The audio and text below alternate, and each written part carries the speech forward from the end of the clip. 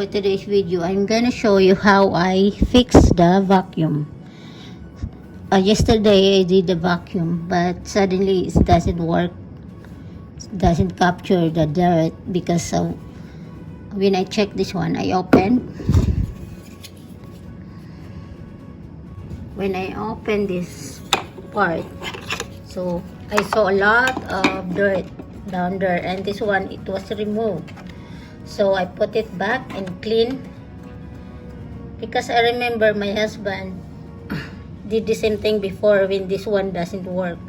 So I have no choice because he's still in the hospital, so I need to do it by myself.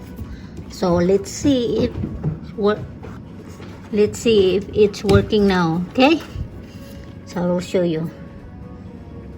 By the way, guys, it's in the left side part, so I removed the so it's easy to fix if I remove all the stuff in here.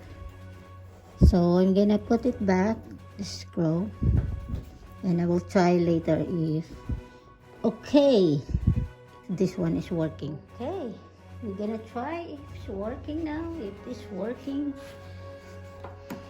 let's see. So we have a lot of birds down there.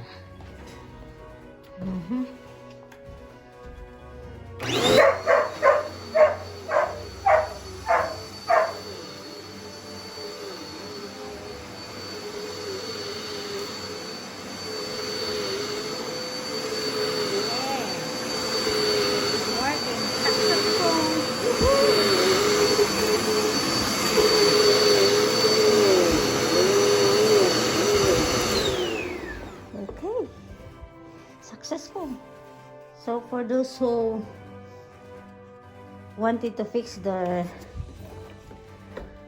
vacuum, just take a look on the other side, the left side. Okay, so this is Dirt Devil. Yeah, see, this is the brand. So that's all, guys. Thank you for watching. Bye bye.